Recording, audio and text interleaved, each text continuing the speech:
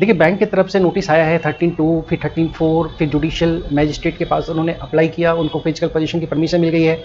और आप समझ रहे हैं कि डीआरटी में रिलीफ शायद ही आपको मिले, क्योंकि आपके पास उतने पैसे नहीं हैं जितने पैसे डीआरटी पेमेंट करने को कह रही है, वो पैसे आपके पास नहीं है। तो हमारे से क्वेश्चन ये पूछा जा रहा है कि क्या हम हाई कोर्ट में रिट फाइल कर सकते हैं अंडर सेक्शन 226 बैंक के अगेंस्ट, ताकि हमारा फिजिकल पोजीशन जो है वो बैंक रोक दे। देखिए हाई कोर्ट में आप रिट फाइल करते हैं तो सबसे इंपॉर्टेंट बात यह है कि हाई कोर्ट ये देखती है कि आपके पास ऑल्टरनेट रेमेडी अवेलेबल है, क्या आप डीआरटी में गए थे, और डीआरटी में आप गए थे तो डीआरटी में क्या हुआ था, इन सारी बातों को देखती है। देखिए 80% चांस ये होता है कि बैंक के अगेंस्ट अगर आप हाई कोर्ट में रिट लेके जाते हैं तो हाई कोर्ट उस रिट की सुनवाई ना करे। लेकिन अगर आप कोई बहुत ही सीरियस एलिगेशंस बैंक के अगेंस्ट लगाते हैं तो वैसे सर्कमस्टेंस में हाई कोर्ट कई बार देखा है कि सुनने को बैठी है, पिटीशन को सुनती है, डिस्प्यूट को रिजॉल्व करने के लिए मीडिएशन में भी केसेस भेजे जाते हैं। और तो ठीक है, अगर आपको हाई कोर्ट जाना है तो सबसे पहले आप एक जेन्युइन पॉइंट देखिए। जैसे हमारे केस में एक बार क्या हुआ था कि बैंक ने इंश्योरेंस के लिए जो प्रीमियम अमाउंट होता है फुल इंश्योरेंस बोरोवर का, वो रिड्यूस किया था, रिड्यूस करके लोन की डिसबर्समेंट की थी, मतलब उसको चार्ज कर दिया था,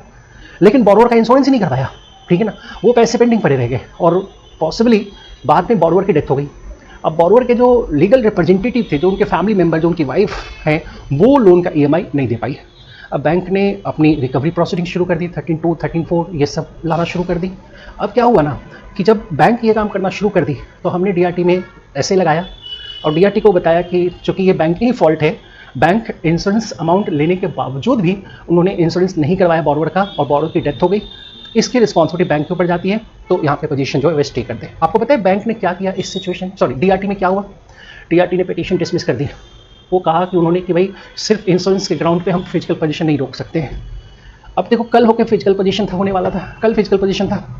सुबह सुबह जा करके हाई कोर्ट में मेंशनिंग करनी पड़ी। जब हाई कोर्ट में मेंशन किया तो हाई कोर्ट उस केस को सुनने को तैयार हो गई और हाई कोर्ट ने फाइंड आउट किया कि गलती, बहुत बड़ी गलती जो है वो बैंक की है और बैंक ने जो है इंश्योरेंस नहीं करवाया, इसके बावजूद इंश्योरेंस नहीं कराया, क्योंकि ऑफकोर्स उन्होंने इंश्योरेंस का अमाउंट जो है वो डिडक्ट कर लिया था लोन की डिस्बर्समेंट करने से पहले, उनको इंश्योरेंस करवाना चाहिए था। तो हाई कोर्ट की तरफ से वो स्टे मिला फिजिकल पोजीशंस के ऊपर और आज भी केस जो है वो डीआरटी में चल रही है। तो देखिए हर बार घबराने की बात नहीं होती है कि हाँ भाई हमको हाई कोर्ट में जाते हैं, रिट फाइल करते हैं तो रिलीफ नहीं मिलेगा। रिलीफ मिलता है, कई बार मिल जाता है, लेकिन बहुत श्योरिटी नहीं है। हमारे तो केस में मैक्सिमम टाइम डिसमिस हुआ है, डिसमिस से बचाने के लिए हमने विड्रॉ किया है, लेकिन ऐसा भी हुआ है कि सुनवाई हुई है और रिलीफ भी मिली है।